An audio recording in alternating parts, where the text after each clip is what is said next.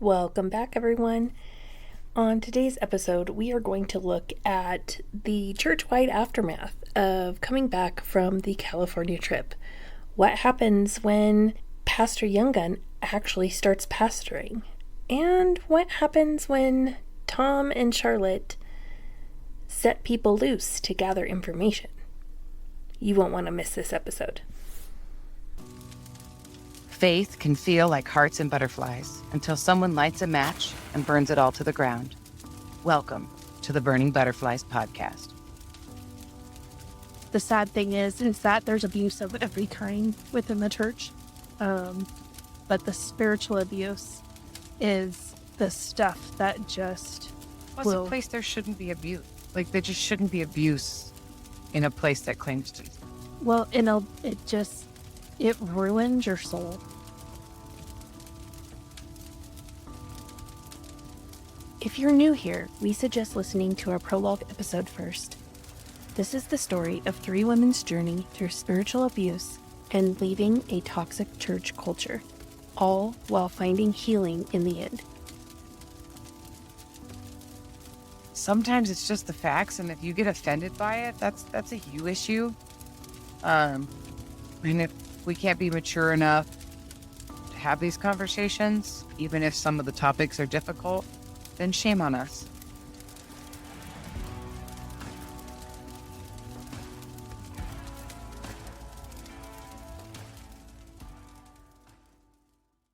It seems to me that we are getting into, I don't know if I want to say like the juicy part of our story of the time. 100% the juicy part of our story.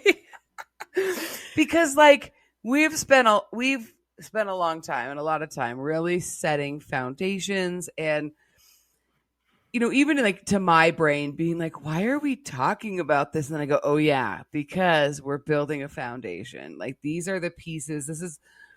We've gotten to a point in the podcast where it's like, it's all those little nuts and bolts that you have to put on when you're like trying to build IKEA furniture, right?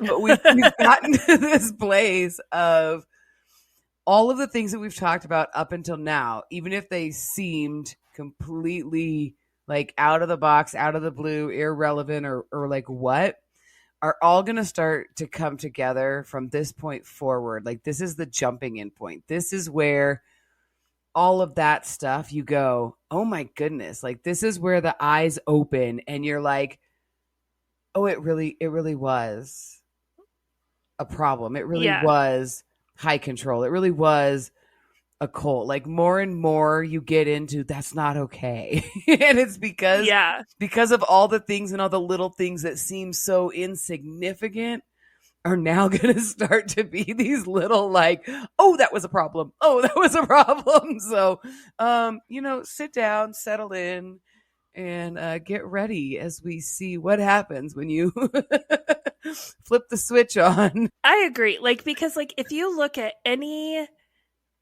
like cult documentary or any, even like not even a cult, but like if you look at like the Hillsong documentaries and like the Rise and Fall of Mars Hill, like you see this like where there's red flags, but everything goes well, and then like you said, like this switch gets flipped and you're like, holy crap, that went bad really fast. I was so invested and I thought I was in Candyland, and then I went down the slide and the slide never ended. Yes. So that's where we are, is like, oh, but I also think, hold on, like, okay, so you just said it, like, okay, so we make jokes, we say it very tongue-in-cheek, like that we were in a cult, because there's like no illicit, like illegal activity. We're not trying to be like 100% serious on that. I don't have another, like, I politically correct the high control thing, I'm like, yeah, I get that. I really feel like the evangelical movement will get its own name. Eventually something is going to come out between high control religious organization and cult, and it's going to be a specific term. I don't know what it is today, but I just feel like there's going to be a thing and we're going to be like, we were a part of that. Yes. Yeah, no, exactly. And so buckle up, because from here on out, crap's about to get wild. Like the The direction fans are we're turning. going, yeah, it gets crazy. And constantly as we're planning this, we just sit back and we're just like, what in the heck? We're like, What? Why? How? So before we move forward, we do need to note that Brandy is not here today. Brandy is doing what Brandy does, and she fights for the little guy. And in doing so, she opened a big old can of worms. She opened a big old can of worms. And so Brandy is dealing with that in Virginia for the next couple weeks. And so she is going to take time to focus on that, rightly so. But that does not stop this machine from just like charging forward. It's like once like a train starts going down the tracks and builds momentum, like it's going to take excessive things for it to come to an end. So you guys go to California. Mm-hmm. You come back. I talked about my personal struggle like after you guys came back and things like that. But in the church as a whole, stuff was happening. You guys went, and those who needed to drink the Kool-Aid drank it successfully. Those who needed just a little refresher course, A little motivation to stay the course, they got there. yeah, a little hair on the dog, so to speak, they got theirs. And yeah, you guys come back, and Pastor Younggun goes full on. Yeah. Like he's pastoring, he's excited, he is empowering people, he is meeting with people one-on-one, he's talking to men, women, children, teenagers, everyone. His favorite thing would be like, is it well with your soul today? Or what's the Lord telling you today? What's the Lord showing you today? Yeah. And people started feeling like he was genuinely invested in them, and like he really honestly cared about them. And I will say, Pastor Younggun,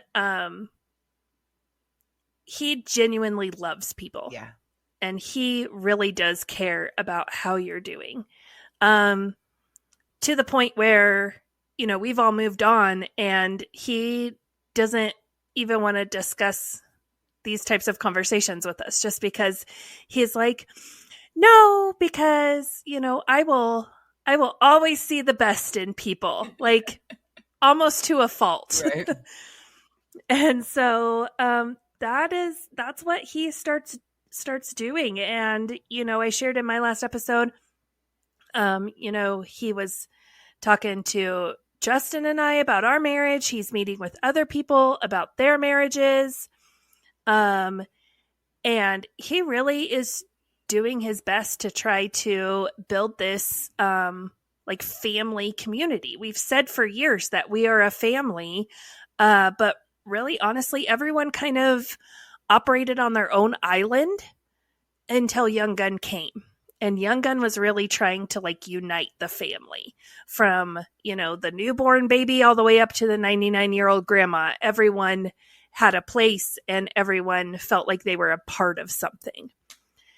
You can imagine that this starts to rub Tom the wrong way.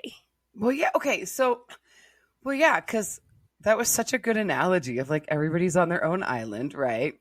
And I think ultimately, like, Younggun came in as a seminary graduate and as a like real pastor.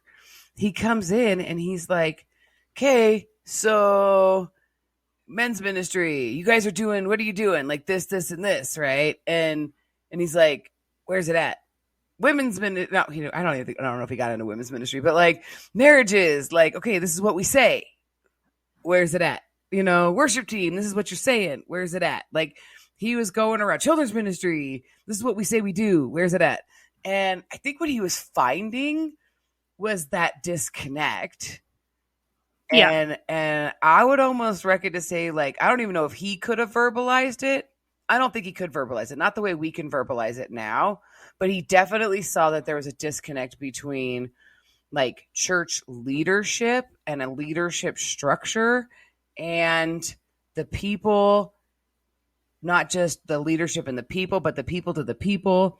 And I think he started to expose that the structure of the church was a single strand hierarchy and it was all Yeah. under one person. And that's not a healthy leadership structure in any way, shape, or form. That's probably the thing that's probably the biggest cult characteristic of this particular church, is that it was run by one person and everybody underneath that, even if they had a position, they were just subjects. And then, there wasn't a council, there wasn't a board, there wasn't accountability, there wasn't anything. This church itself was an island. And then everybody else was kept separate, because we know what happens when you get everybody together. Yeah. Well, you've got a story and you've got a story, and our stories are not storying. So I think unintentionally, and I really don't feel that if we asked him, he would say, I walked in and this church that I thought was like my family church growing up, turns out it was a cult. Like, I don't think that he had that level of understanding, but I think he definitely came in and he was like, I went to school for this, and this is not how this is supposed to be going. Well, and beyond just seminary, like, I mean, he had experience at multiple other churches. Oh, yeah. He did internships. He was on staff at other churches. Like, throughout his time at seminary, he worked at multiple different churches. And so when he comes in, he's just like, oh, like, yeah, I think he thought behind the scenes that's how this church operated. And he exactly was like, we're missing a few pieces here. Yeah. And I think that he actively sought out to put those pieces in place. Oh, yeah. As he should. And he, yes. And, we start to see this dynamic, and, it's something that we started doing inadvertently in order to protect him and protect Tom and, all the good little Kool-Aid drinkers.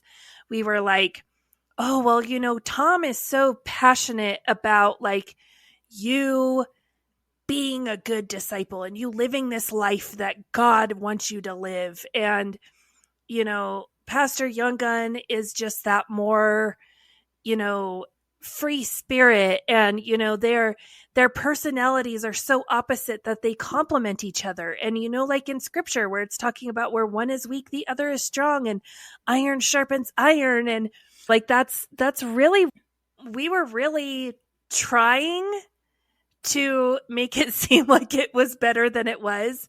But the closer you were to that like inner circle, the more you saw just how much butting heads was happening. I think that's like a valid point for like when you go into these environments and you want to participate in them.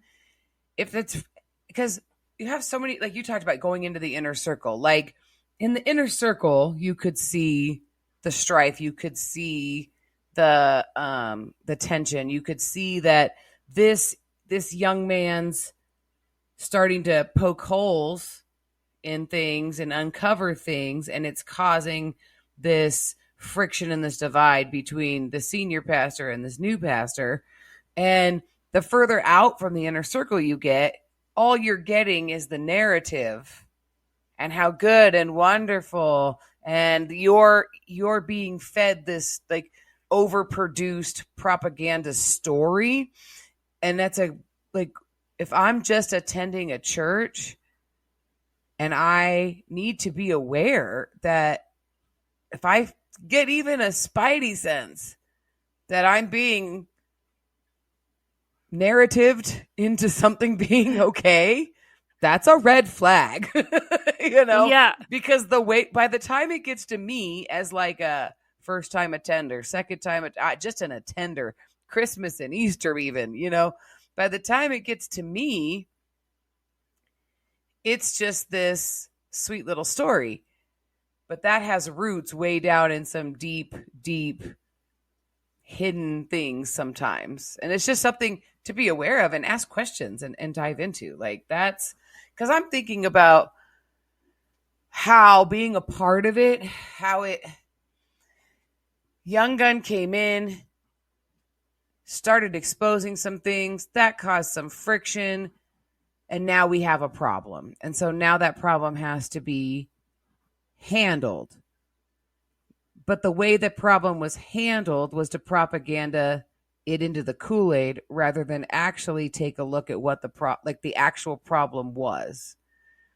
Yeah. And I feel like I sat more in that like fork in the road of like, I wasn't an outsider, but I wasn't an insider. I was probably the closest thing to an insider without being like, I always said if I knew, sorry, cat's out of the bag. Because if you get information, because I don't pay attention, like if I know, you let something slip. That's all there is to it. Because I just hang out there on the outskirts. But I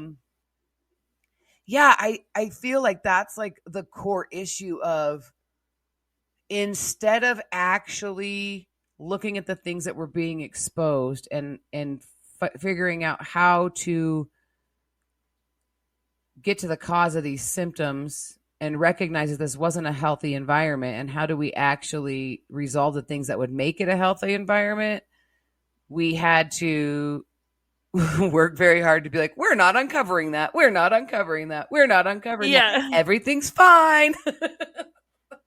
Exactly. Like you purposely walk around with blinders on. Yeah. And thank like you. To the point where like Charlotte, people would bring things to Charlotte and she would be like, nope, no, thank you. I don't want to hear about that. And we'd be like, well, like it's a real problem. No. And we just thought she was this sweet lady that wanted to like, just be like, I don't want to stay out of the drama. I don't want negativity.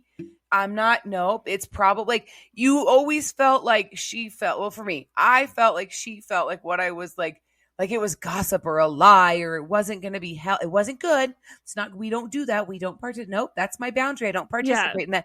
And then you sit back and you're like, no, that's not what you were doing. Well, the opposite, my dear. And that's kind of this is a great time to bring up this point is Tom and Charlotte would send out scouts. They would send out people specifically to collect information.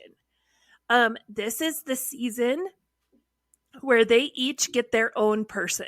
You guys come back from California, and the lead of children's ministry comes to Mom's group and says, Tom put her over all ministries. She is now in charge of all ministries. And she specifically, because like, we're like, well, like not all ministries, like not men's ministry, because like Pastoral Reliable is overseeing, men's ministry. So like, we were like not all ministries, right? And she's like, no, like I oversee Pastoral Reliable. And all of us are like, that's a little weird. Yeah. Like, but honestly, I think Tom presented her an opportunity, and that's genuinely how she thought she was being given this special leadership position. Yeah. But in reality, Tom wanted her a part of all of these ministries because he needed someone to collect information. Yeah. He needed someone who was on quote unquote Team Tom to gather information, and who better than the person in the office who shared an office with Pastor Younggun. So you get the things that are going on in the office with Pastor Younggun. You can hear what's going on from the people in all the ministries.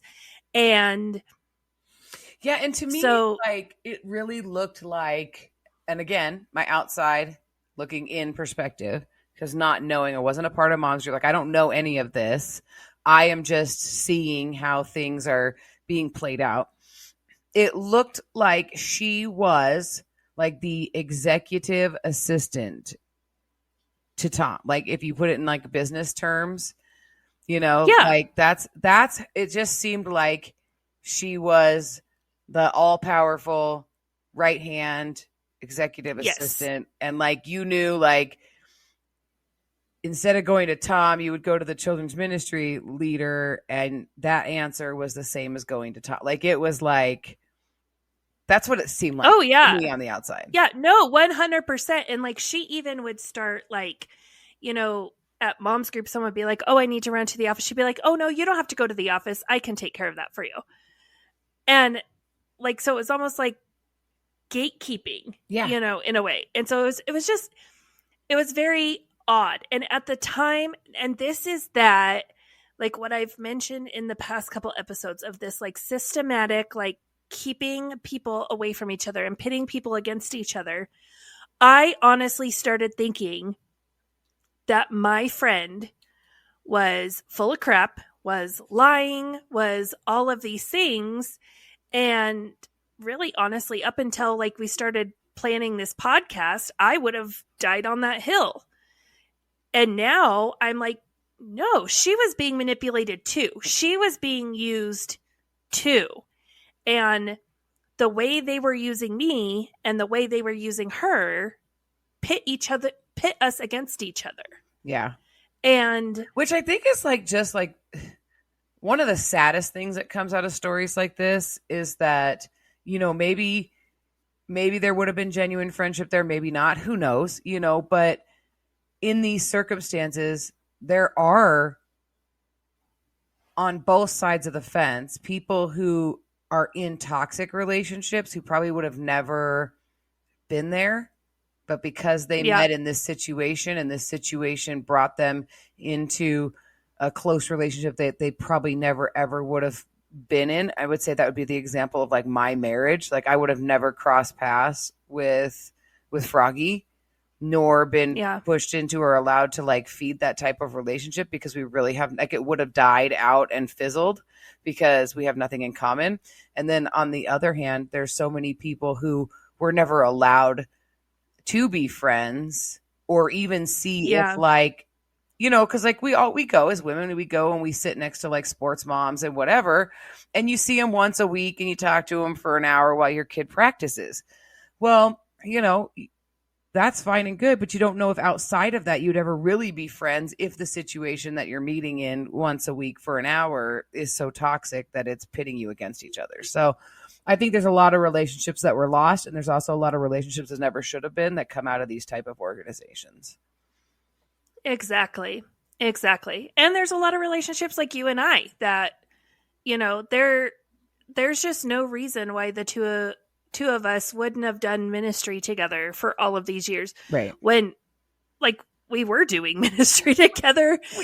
There's so many times where we're like, we both did that. Why do I not remember you being there? Right. Or there's things that I remember you being at, but I never felt like, okay. And I didn't, so this is where you have to like separate the in the moment what I thought and what I knew and what I felt versus like my now, like the 2020 version, the 2020 perfect vision. That's what I'm trying to say. Whatever that metaphor is. Okay. Hindsight is 2020. There we go. All right. I never felt like, even in things that I remember you being at and I was at and being in meetings, it's not like I ever felt like I was supposed to in any way, shape, or form, or that I could like go and be your friend at all. Like I always felt like, oh, I'm supposed to stay, like genuinely, I'm supposed to stay away from Amanda. That is how I felt. And so, which was always odd, because you talk about how moms with like kids the same age, and like, we have kids the exact same age who were in the same class, went to the same school, like with the same like ADHD, like we could have been great resources for each other. But exactly. But no, and I think it was the same on your end too, where, I mean, I don't know, you could speak to that. Like, did you feel like I was somebody you were like supposed to or not? Like, I felt No, like like, I had to leave you alone. yeah, and I felt like it was constantly like, you have so much going on in your personal life that like ministry is just like, if you're there, great. If not, like, Right. So it was and more of a like a don't bother. yeah, Yeah. it was, Like, it don't worry wasn't about like, including her, and don't worry about trying to bring her. Like, you're being told to go yeah, find women and get them involved. Like, there's women you went and actively pursued who were like, I'm supposed to invite this woman to mom's group. And then on the other hand, there's yeah, me, and you're like, well, if she shows up, great. If not, don't pursue that. yeah. And that's really like how I felt. And like that, Oh, I see honestly, it. like if I I see it. started like, pulling at that thread and like going and looking, it was like all of that was coming from Charlotte. Yeah. Yeah. Like, do you feel that like No, on your end like, towards me? this is 100%. That's why I'm saying, like, it's Yeah. hard. It's hard to kind of explain how it felt natural, but I can also look back at it and I realize that wasn't a me thought. Like, now, Yeah. I'm like, why did I? It's those little comments made Yeah. over time, slowly, that you form this opinion of And people. they play on your insecurities. So, like, Mm-hmm. at the time, like, that's just what I want to try to express. Like, for our listener, is at the time, it feels like it's the right thing, even if something feels off about it. And this is where my insecurities, because of, and this would be your insecurities, like all of us, because we're not confident in who we are, even with our insecurities were used to convince us and manipulate us of the things that we did and didn't do. And it's as simple as, I didn't talk to Amanda because I felt like I wasn't supposed to, because I would be a bother to her because of little comments that were made. So if that's happening on that level, imagine how it expands, and the expansion of that into the entire leadership of how this organization is run. So when we timeline this and we look at it and we go, holy cow, like, I was directly being told not to be friends with you. Today, that wouldn't fly, because I'm a lot more confident in who I am, even with my insecurity. Yeah. And I would be like, no, that doesn't align with who I am. That doesn't feel good for who I am. That's not who I am. And I'm not going to act upon that. But I was not that person back then. And you have an entire church of people who are broken. That's our narrative, right? We're church for the broken. Yep. Churches are hospitals. And you're preying upon people in situations where their feet are not steady on who they are for whatever reason, and churches have these like recovery programs and whatever. But I think we want to help these people, so I don't want to say that they're all manipulative or whatever, but you're preying upon people who are in life situations that are unstable. And the amount of information that is gathered about a person from the moment they walk in the door, there is a push to gather information. And like, we've talked about this a little bit of like, why do you need to know my birthday? Why do you need to know my anniversary? Why do you need to know all of my adult children's names? Like, all of that kind of information, down to, what you do for a job and all of this. And we do it all in the name of serve you and love you. And we're family and we love you. But in reality, you wouldn't give it to the government. Don't give it to a church. Well, let's go beyond that. If a random stranger walked up to you on the street. Oh, that's just me with the conspiracy of the government. Sorry, go ahead.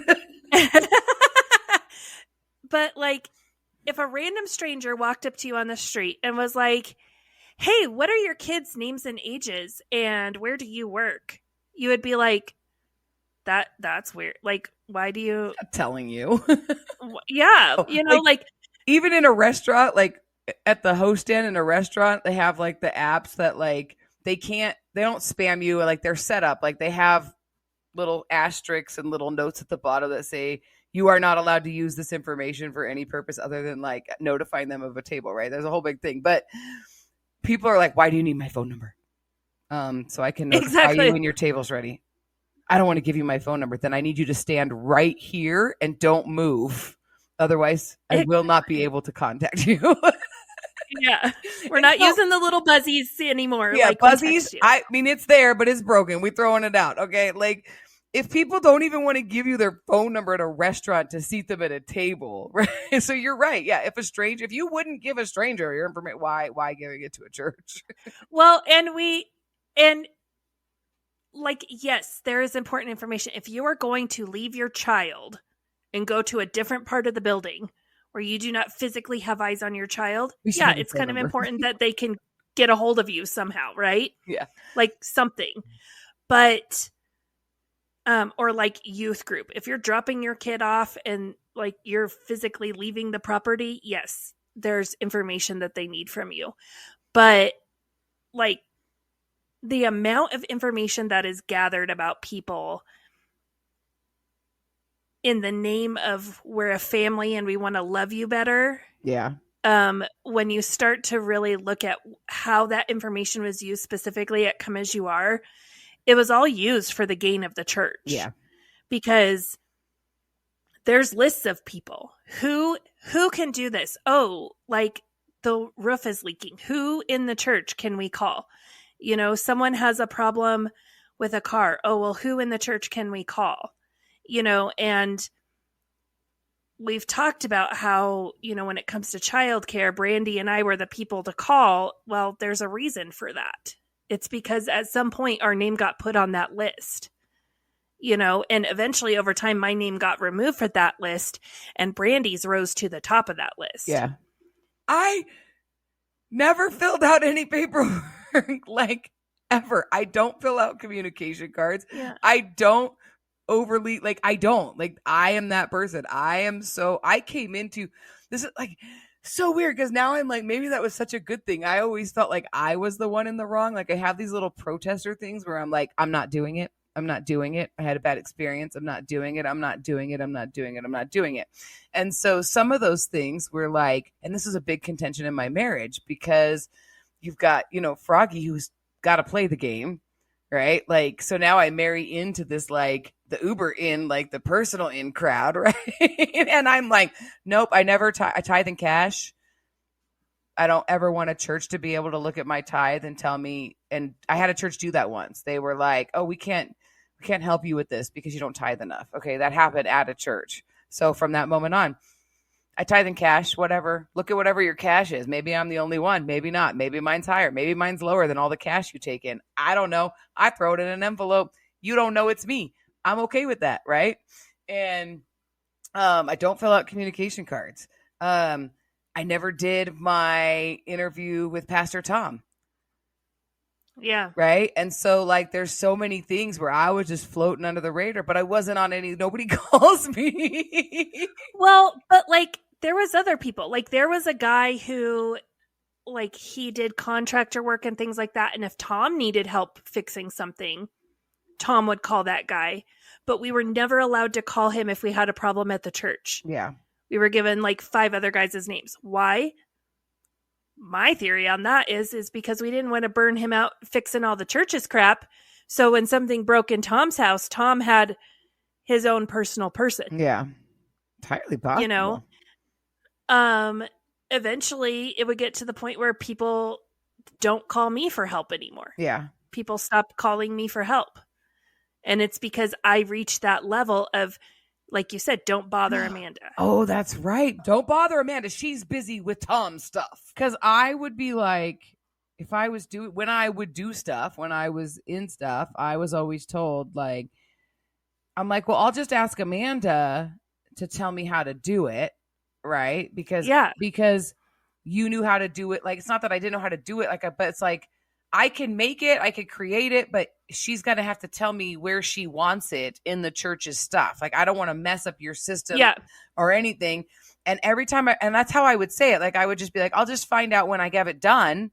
I'll just figure out where Amanda wants it. And if she wants me to put it there or if she wants to put it there. Right. And then I would get this big lecture on, yes, but you don't have Amanda do any of it. And you make sure you're not burdening her because she needs to be available and she's not here as your to do person, right? Like I would get this whole big lecture and I'm like, I just said, I already know that. I just said, I'm going to do all the work and just ask her what she wants me to do with it so she doesn't get mad if I put it in the wrong place. Okay. Exactly. So, the children's ministry leader becomes this person for Tom. She is gathering information, and we reach the membership banquet of 2016. Yep, January 2016. Brandy has never attended a membership banquet. From the very first one, she has helped in childcare, and she does not know what like a membership banquet looks like. Which is so wild that like I never even realized that.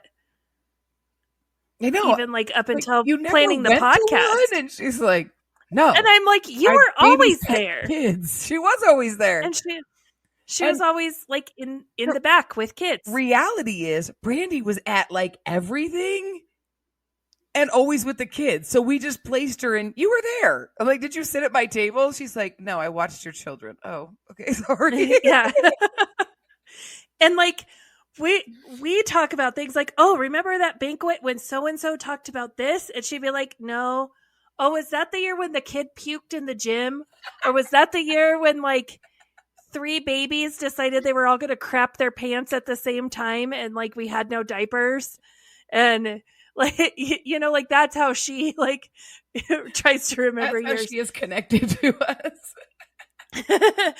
But this is the year where Charlotte goes and gets her and says, the other helpers that are back here can handle this. I want you to come and sit with me and eat dessert. And so like we laugh, the last episode, we talked about how like, Jason gave Brandy an edible arrangement and she's like, I don't eat fruit. I don't care if they're covered in chocolate. Like, why are you giving me an edible arrangement? Like, Brandy's love language is candy and desserts, like 100%. And so Charlotte invites Brandy to come and sit with her and eat cake. And as they're sitting and eating cake. So funny about this is like when we talk about, we plan these things and we get to this, like when before we even got to this episode, whatever, this became is this when Brandy ate cake? Like it's such a big yeah, deal. this is the year. This is the year Brandy got to eat cake. Brandy got to eat cake. Because, okay, so. You can't make this stuff up. I'm sorry. It is. No. Like... So, every year for banquet, we have this potluck, right? And childcare was always a giant pain in the butt. Childcare was always a nightmare. Because,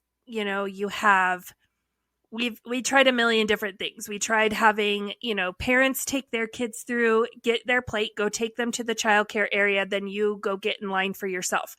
Well, that became a problem because, some parents would be like, okay, here's their cookie, and they have to eat all the meat on their plate before they can have their cookie. And then the other parent is like, well, here's my kid, and they took a plate of like 7 cookies. So that's what they're having for dinner. And then, kids would start to fight with each other over it.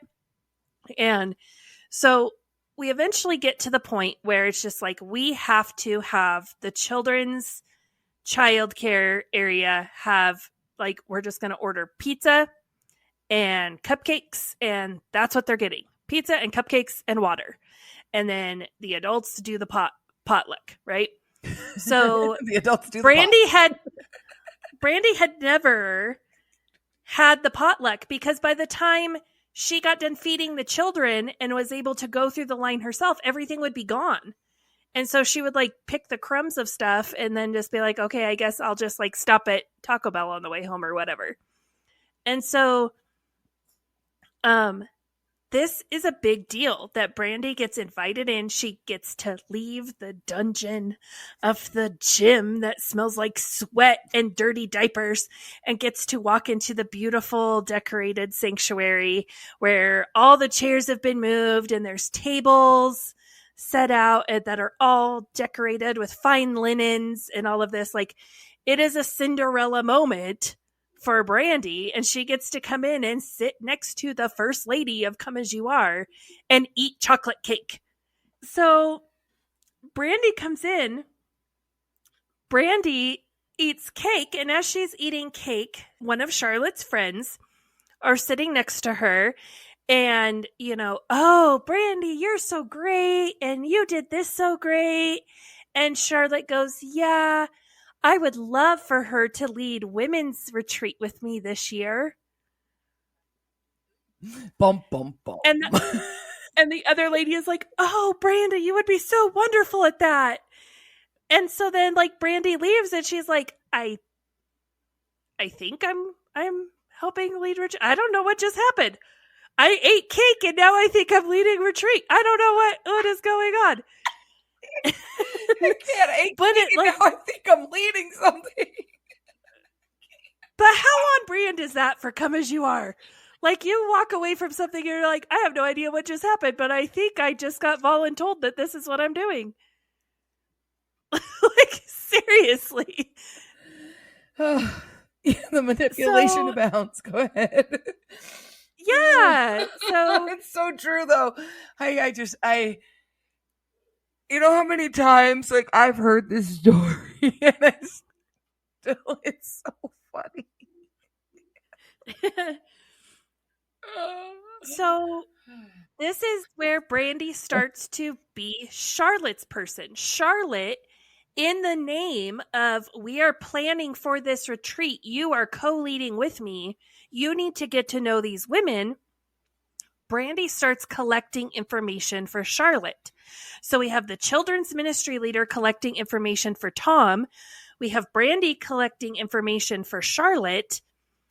And all of it is done in the name of, we just want to get to know people and make sure we're loving them well and ministries are working well. But in all honesty, this is all because Pastor Younggun is a threat to Tom. Yeah.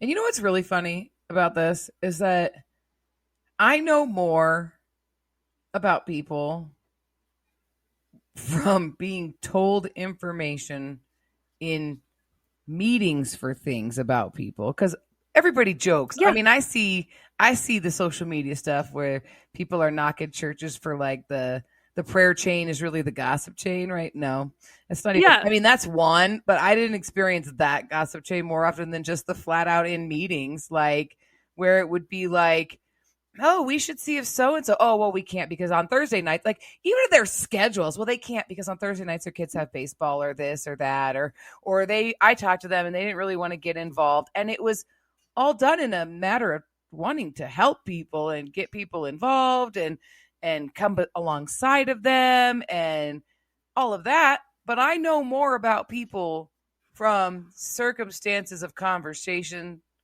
not with those people, than I ever learned from having a conversation with somebody. Yeah.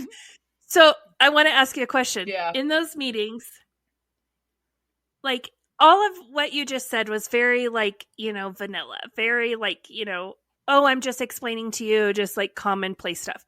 If you got real dirt about someone, something that someone probably didn't want just anyone knowing, who did you most likely hear that from? Because, like, those Tuesday staff meetings, the Wednesday Bible studies, like, all of that, it was essentially the first little bit of it was Tom airing whatever grievance he had against someone. So it was either something he had against someone, or he heard a rumor, or he heard someone was struggling with something and he had to let all of us know how inappropriate it was that someone be sinful. And but that is so true, because I'm thinking of, like I will say hands down, he was the biggest gossip, and it was always in that, like, I can't believe they're bad at these people. Like, it was always like, I can't have you struggling about that. Like, it would always come in a way of, like, it was never like a thoughtful conversation. It was always a reaction and a response to, like, well, if they weren't sleeping with their sister's cousin's ex-husband, then she'd be doing what she's supposed to be doing, And you're like, oh, that's what's going on. Okay. Yeah. Well, and, like, this lady walks in one Sunday and has a baby, and it's like, oh, cute baby, whatever. And, like, I knew this lady was like someone's daughter that the daughter didn't attend the church, the mom did. And so the daughter shows up and has a baby and all of this. And Tom walks up to me in the lobby on a Sunday morning, is like, how is the lesbian have a baby? And I was like, I was not aware she was a lesbian. Like, is that it? Like, are you, I like, do you want me to explain like science? Are you like, referring to, Tom? I'm confused. There's many. Like, you know, like, and Oh, so I didn't know that. like, now I just gossiped. My bad. yeah. So, I kind of was like, well, like, are you asking like the science of it or like, and he's like, he like grumbled about like how like, you know, Do you this want to know isn't how God's that plan happened? for families. Like, and so I wanted to be like, there's more than one way to bake a cake, Tom. But like, yeah, it was a crazy interaction, but it's stuff like that he would just like, he'd get mad about something and then he'd throw out these like, that woman walking in that door, no one looking at her would have been like, oh my God, she's a lesbian. Yeah. No one. And that's exactly. And he outed her in front of like the entire lobby full of people. That's exactly how it was done. And, you know, that just shows the level of judgment of how Tom viewed people. It wasn't like, hey, how did she had a baby. Like, you and I don't know. Like, I would come to you and I'd be like, all right, so so-and-so's got a baby. What's, you know, and ask some questions maybe, you know, right? But not from a place of like your scarlet letter, essentially, you know, like that's, people were referred to by their sin from Tom. And that is how he was the biggest gossip. Absolutely. Because he referred to people like that all the time. That's why I avoided him like plague, but makes you wonder, like, what many titles did I have? Exactly. I have the alphabet on my chest. Which one would you like to talk about? So Hester Prynne's got nothing on me. I know, right? So, I find that hilarious because that whole book is about her protecting a pastor. I know. Oh yeah. They were talking about what we're talking about now in the 1800s. Like, this is not a new story. Yeah. So Pastor Young Gun is gaining momentum, and he gradually starts being referred to as the family pastor. If you are a young family, Pastor Young Gun is your pastor. And so, and it's crazy because there were some people that were on that like in between bubble. Like, so I'm sure there were some times where Young Gun was you and Froggy's pastor, and then there was some times where Tom was your pastor. Yeah, I'd agree with that. You know, I definitely gravitated to Pastor Young Gun, and I think Froggy did too. I think he really respected him, and I think Pastor Young Gun really saw Froggy like for who he is, and he liked that, but he also had an allegiance because it's your dad, right? So yeah, I think I would definitely agree with that statement. Yeah, and you know, Brandy, even though there's people who are Brandy's age that are being told Tom is their pastor, because Brandy's kids are young, Brandy gets lumped in, you know, as that she's that young family. Yeah. Like, to be real, like, I want people to understand, because I don't think we've talked about this. When I found out that Brandy was older than me, I was like, what? And I mean, granted, she looks young, yes, but like, understanding that her narrative was being toted around by people, not her, that she was legitimately being lumped in with these moms. She was old enough to be their mom. their kids were old enough to, she was the grandma in the situation. And I thought she was 10 years younger than I am for years. Until she said something, and I looked at her and I was like, what did you just say? Because, like sometimes Gen X recognizes Gen X, and she was like, and I'm like, oh my gosh, you're older than I am. I mean, it's not much. We're a couple years apart, but still, I was like, oh, okay. Yeah. So like I said, if I know and I'm on the outskirts, it's being done. So yeah, she was definitely toted in that younger moms because her kids are younger. Yeah, absolutely. Yeah. But Pastor Younggun, I feel like, was empowering people to function in the church within their gifting. And like he was encouraging people of like trying new ministries and, encouraging them like, I see this in you and I think you could be great at this, like, honestly, this is what, like when we talked about, like, I got crumbs of stuff. Like, I mean, he took me creating policies and procedures, so that like I could off myself and I wouldn't like screw the church over. He took that and he was like, oh my gosh, this is amazing. And like, he gave me things. He had me revamp the way we do baby dedications. He had me write like the 101, 201, 301 classes for the youth group so he could take the youth through them on their level. Like he saw this gifting I have for writing and creating these things and procedures and order.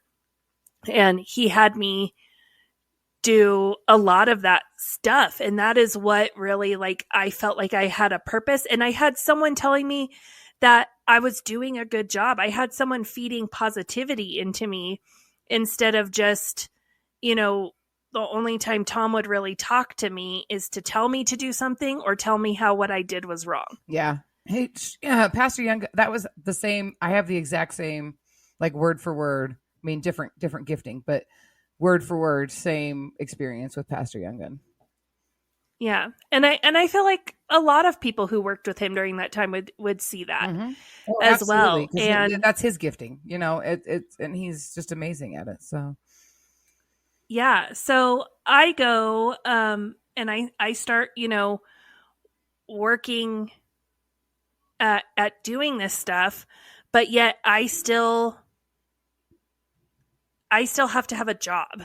Like, I mean, me and Justin's arguments don't just magically go away. And so I am struggling, and the children's ministry leader comes to me, like sits down at my house with Justin and I on our couch and tells me that Tom wants to hire me in the office.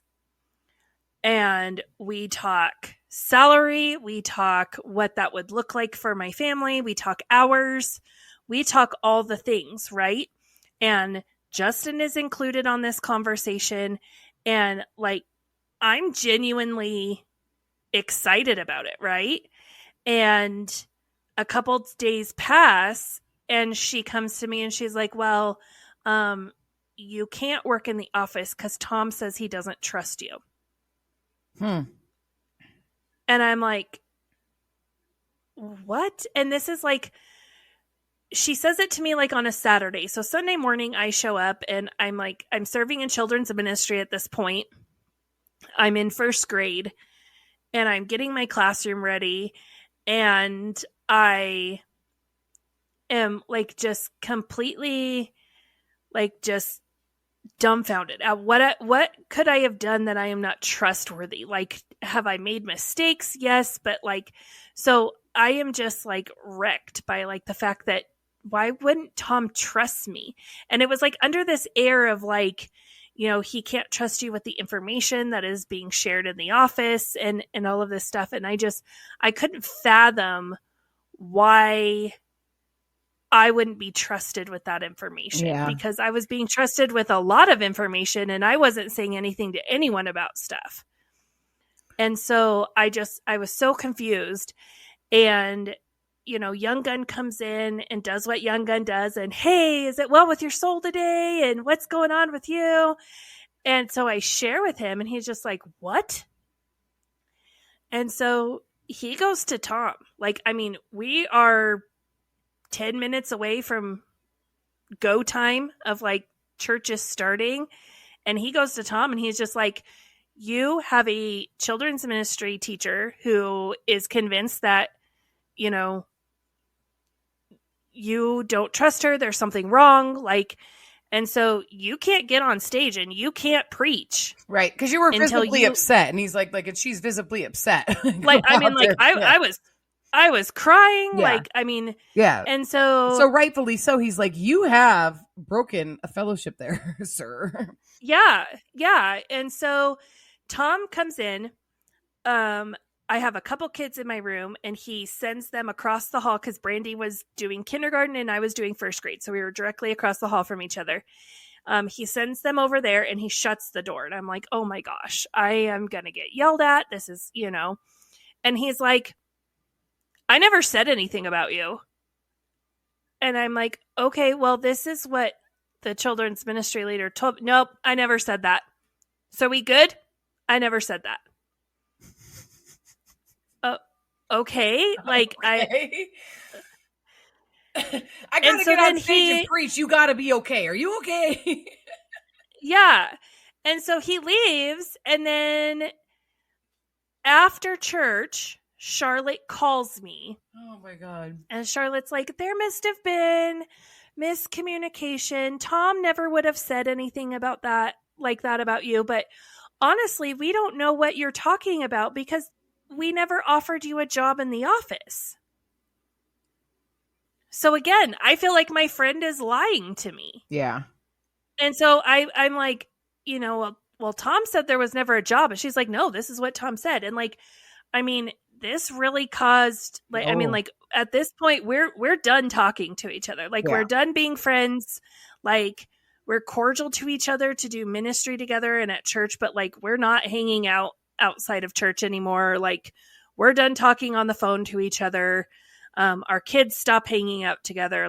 We are we're done because I feel like I can't trust her. And now, hindsight 2020, I'm like, no, 100%. There was a conversation about I wish we could give Amanda a job in the office. I'm sure Tom just did his oh yeah, whatever, and wasn't really paying attention. And so she thought there was something to offer me. She comes or Tom could have even said something well, go see what she has in mind. And that was that meeting where we talked pay and hours and all of that at my house. She took it back to Tom and Tom doesn't want me in there. He was like, no. And she was very adamant. He said he cannot trust you. Yeah. He swears up and down he never said that. Even years later, yeah. And my money, knowing both of them and what I know of each of them, I guarantee you the children's ministry leader was telling the truth. The best version of it to the best of her ability. Yeah. But I was 100% convinced that she was lying to me. Yeah, because it wouldn't be the pastor. Because why would the pastor lie about something like that? And years later, when I am on staff, I bring it up to him at one point. And he's like, I never would have said that about you. Yeah. Ever. But no, 100% he did say it about me. Mm-hmm. And it's because he wanted to keep his people in place. And I was too much of a wild card. Yeah. And so I stopped being friends with her. But also at this point, a new family arrives at the church. We're going to call them Mr. and Mrs. Vanilla. They arrive and automatically, he jumps in with both feet, right? He is all in. He's excited. She's a little apprehensive. Iffy. Yeah. Yeah. And they come, and Pastor Younggun is like, I see he has like leadership potential. Tom, this is what is so important to understand. Tom's leadership style is, if it is Tom's idea, we're going 100% full-fledged, like, all in, right? If it is someone else's idea, Tom will very rarely will he tell people no, because he is so paranoid about people thinking he's mean that he will allow things to happen, but he will in no way encourage anything or so that way support. When it all falls apart, he can say, I knew it wasn't a good idea.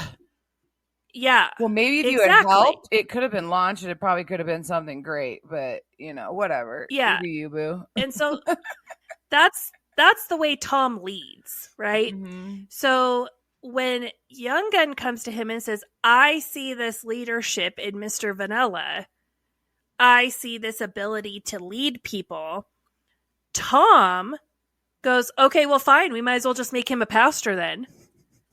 And Younggun's like, well, like, no, that's not what I was saying. I just was saying, like, maybe we, help, encourage him and support him and maybe, like, water the seeds of leadership a little bit and watch him grow and, nurture that.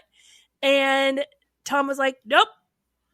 If you see leadership in him, he's going to be a pastor.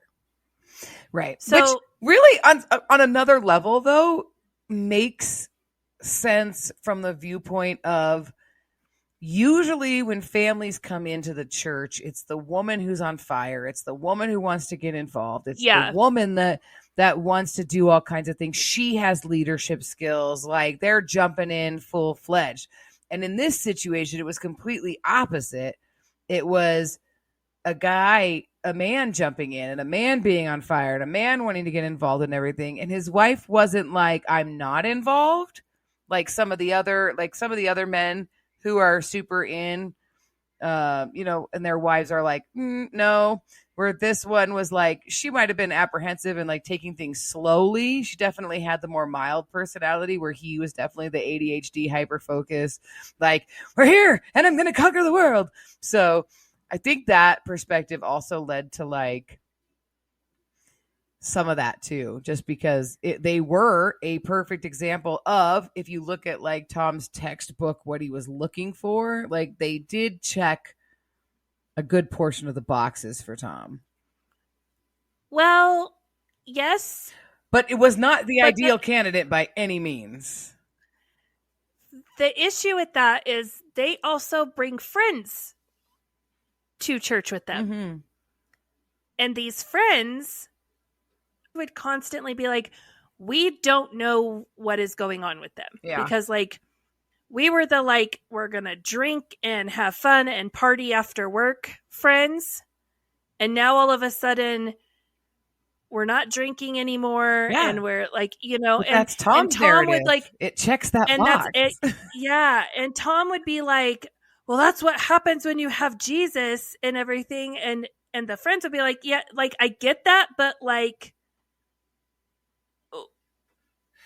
how are we going from Saturday night at the bar to we're a pastor on Sunday? Yeah, exactly. Like when did Jesus happen? And like, not that Jesus can't change lives, but like you said, like how did we go from like this to pastor so fast? Yeah. Like, yeah, the math ain't mathing. Like this makes no sense whatsoever. So we licensed this guy. Like, pretty much sight unseen. You want to be a pastor? That's great. We're going to license you. And everyone is just kind of like standing around as like, what? I think I went to that. Like, what is going on? Yeah. I really like them. No, but I mean, is just the point is that there's something about this though. Like, everything is done in response to something, and not even response. It's like a reaction. And so on what level does it like make sense that you've got, you have to look at the structure, you look at the infrastructure, you've got this single pastor led church, and then you have this young pastor that comes in, And then you have this divide that's starting to happen. And so, of course, in that mix, now let's add another pastor, right? That just on a whim. And like, so I always go with, okay, well, what's the end game? Like, what is the purpose of that? What's the reason of that? Like, and it's always so multifaceted.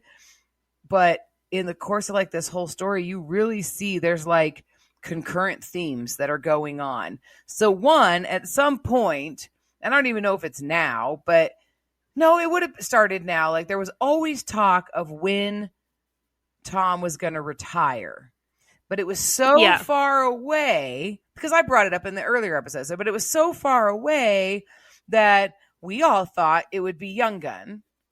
Froggy thought it would be him and he would be Young Gun's boss. Like I talked about that dynamic. So that was a concurrent thread.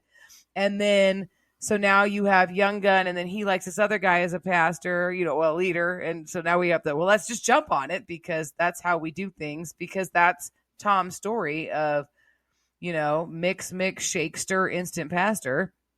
I was partying and going to the bars and playing softball. And then bam, I had an epiphany from Jesus and I was a pastor. So, I mean, that makes total sense as to why we would do that with anybody. And so, yeah, it's like it totally feeds into this. We are starting to see this divide, but we also know that in Tom's underlying journey, like, I don't know, was he like, cool, Young Gun's going to take it? And yeah, like, you got a pastor like, and an associate pastor, and I'm retiring to an island in the Caribbean. But that's something I never thought of until you just said that just now. I always thought this was like trying to like let Young Gun fail. But what if licensing Vanilla was Tom's way of putting Young Gun in his place? Yeah, absolutely. I mean, it could have been, really, honestly, it could have been either or. But because I've always looked at it from the other way, like he was setting them both up to fail. But like, what if he really, if he really did want Vanilla to succeed as a pastor, he sure didn't do any favors. He did. I just know that he checked enough boxes where the idea, when you think about it, doesn't seem as insane as it does. Where it's like, why out of the blue? Right. Yeah. Like I can connect the dots there, but I do think it was ultimately to set everybody up to fail. 100%. Because he didn't like Vanilla. He had nothing nice to say about Vanilla ever. Because Vanilla always wanted to bring in all these other I read this book by so-and-so, or I saw this commentary. Like he was always studying different people's understanding of the Bible, and so he was always questioning, and he was always like, yeah, but I read, and these would be like famous other pastor, like famous, he could even have said, famous other pastors, and he's like, yeah, I did this deep dive study into this, and Young Gun was like that too, but he studied more biblical, sound, historical, like I don't even want to say sound, but like in Tom's mind. So you got Young Gun who's constantly like diving into the Bible, words, history, context, like all of it, deep dive study. And then this guy's deep dive study into everybody's commentary about those things. So yeah, well, and like back then I had no idea who Mark Driscoll was, but like I could see Vanilla really like looking at Mark Driscoll, because like if you look at Mark Driscoll during this time, this is when like he was at like Mars Hill and like, all of this. Vanilla's preaching style really did like mimic that in a very like Midwestern way. Yeah. So, we let him start preaching on Thursday nights, and this idea that, we need to grow these families, it has come to light that several people's marriages are struggling. There's, all sorts of different things. There's people who are facing financial problems. There's people who are, just they've been going through the motions for so many years and they realize they're not happy, and like all of this stuff, like from multiple people in the church. That is this theme. If you start to want to bring the families together, you're going to start seeing how each family is a little bit dysfunctional. And so it is said amongst leadership, we need to help these marriages.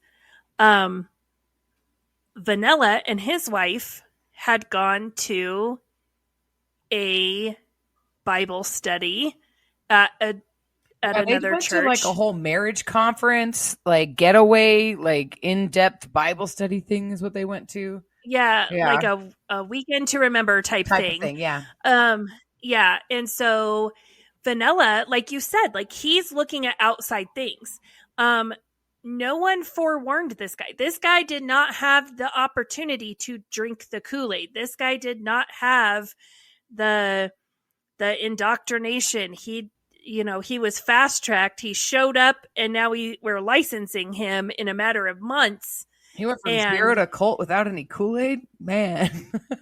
Yeah. And so he didn't know Tom does not like outside things because Tom cannot defend himself against outside things. Right.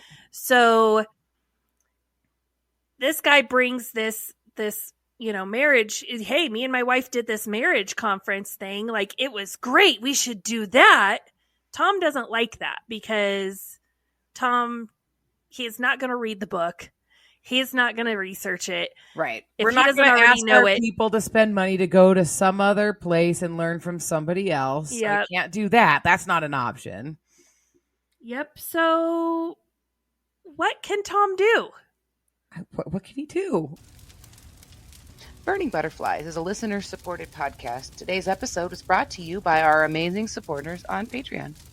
Follow the link in our show notes to learn how you can become a Patreon supporter too. Supporters get exclusive access to bonus content each month, including outtakes, cut content, and supporter-only episodes. If you've enjoyed this episode, please leave us a rating on your listening platform. Burning Butterflies is a production of Asha Media. Thank you for listening.